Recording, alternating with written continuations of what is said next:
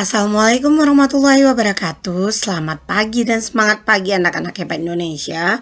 Berjumpa kembali di kelas 3, tema 7, perkembangan teknologi, subtema 3, perkembangan teknologi komunikasi, pembelajaran 1 bersama Ibu Sri Kandayani. Anak-anak, sebelum kita mulai pembelajaran, marilah kita berdoa menurut agama dan kepercayaan masing-masing. Berdoa, mulai. Selesai. Tujuan pembelajaran kita hari ini adalah 1. Menemukan informasi dari teks tentang perkembangan teknologi komunikasi. 2. Unsur-unsur rupa dalam karya dekoratif. 3. Menemukan keliling benda berbentuk bangun datar. Anak-anak ibu menemukan informasi dari teks tentang perkembangan teknologi komunikasi.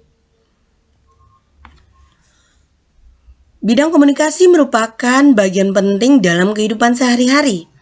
Kita berkomunikasi dengan anggota keluarga, teman, dan saudara. Kita dapat berkomunikasi dengan jarak dekat atau dengan jarak jauh. Alat komunikasi membantu kita untuk berkomunikasi dengan teman yang tinggal jauh dari kita. Alat komunikasi mengalami perkembangan dari waktu ke waktu. Ayo kita cermati teks tentang alat komunikasi yang digunakan pada zaman dahulu. Kita membaca teks kadang-kadang tidak menemukan kata sulit yang belum kita ketahui artinya. Oleh karena itu, kita perlu mencari arti kata sulit tersebut untuk dapat mengetahui artinya. Setelah mengetahui artinya atau mengetahui arti kata-kata sulit, kita dapat memahami teks tersebut. Sejarah komunikasi. Komunikasi adalah cara penyampaian gagasan antar manusia. Pada awalnya, komunikasi dilakukan secara tatap muka dan pesan disampaikan secara lisan. Namun, tatap muka dan pesan yang disampaikan secara lisan, kebutuhan untuk menyampaikan informasi secara tidak langsung juga sangat diperlukan, sehingga ilmu tentang komunikasi semakin berkembang. Ada bermacam-macam cara menyampaikan pesan dari jauh. Suku Indian menggunakan asap sebagai tanda pesan. Di Indonesia dikenal kentungan. Kentungan digunakan untuk menyampaikan tanda bahaya bagi warga. Selain kentungan, gong dapat menjadi pilihan untuk menyampaikan pesan. Juga zaman dahulu kala, beduk untuk memanggil orang sholat bagi agama Islam ya. Salah satu penyampaian pesan secara tertulis adalah melalui surat. Sebelum adanya kertas, surat ditulis di atas daun lontar. Pada saat mesin cetak telah diciptakan, alat komunikasi berkembang melalui surat kabar atau koran. Setelah surat kabar, media komunikasi seperti radio, televisi mulai berkembang. Saat ini ada jaringan internet. Manusia dapat bertukar informasi melalui surat elektronik. Manusia dapat juga bertukar informasi melalui berbagai jejaring sosial. Jejaring sosial dapat menghubungkan ke belahan dunia manapun. Gagasan, lisan, pesan, keuntungan, penyampaian, surat, koran, media, internet. Anak-anak ibu, kita tahu pada zaman dahulu orang berkomunikasi menyampaikan secara tatap muka, menyampaikan pesan.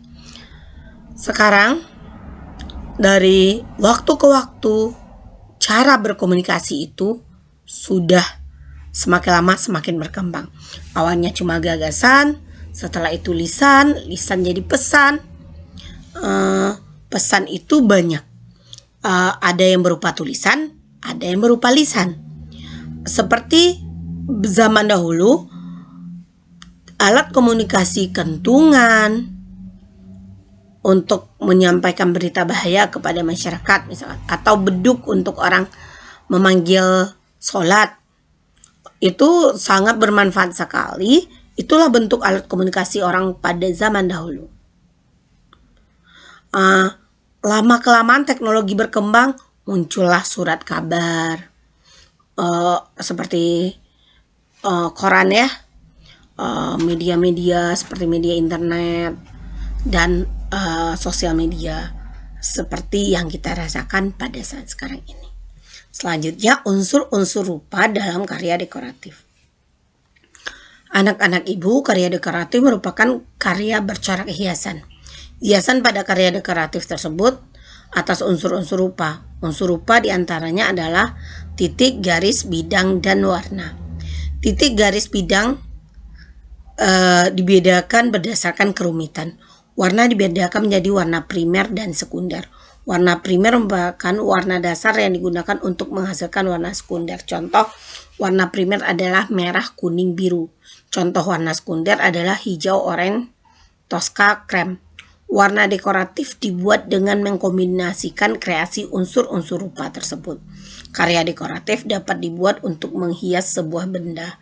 Benda-benda yang dihias dengan karya dekoratif biasanya adalah buatan tangan atau handmade. Benda-benda yang dihias dengan karya dekoratif contohnya poster, kartu pos, surat, atau kartu ucapan. Contoh karya dekoratif. Nah, Ibu bisa melihat gambar ini. Itu adalah contoh karya dekoratif. Selanjutnya, menentukan keliling benda berbentuk bangun datar. Setiap bangun datar memiliki keliling. Keliling bangun datar merupakan jumlah panjang sisi dari bangun datar tersebut. Keliling bangun datar dapat ditentukan dengan menjumlahkan banyak satuan panjang seluruh tepian benda tersebut. Perhatikanlah keliling benda ini. Anak ibu melihat ada amplop.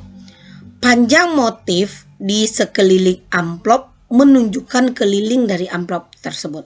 Ini yang merah, putih, biru ini merupakan keliling amplop. Panjang garis di keliling rambu-rambu lalu lintas, panjang garis yang hitam ini menunjukkan keliling. Panjang garis di keliling rambu menunjukkan keliling rambu tersebut. Ini yang hitam nih. Oke. Karena ibu bisa melihat panjangnya amplop, itu kelilingnya merah-merah, begitu juga yang hitam pada rambu. Terima kasih. Semoga bermanfaat. Jangan lupa kerjakan soal-soal yang ibu berikan dan baca buku tema di rumah. Silakan nonton video ini berulang-ulang agar anak ibu paham jika belum paham. Assalamualaikum warahmatullahi wabarakatuh. Subscribe, like, share.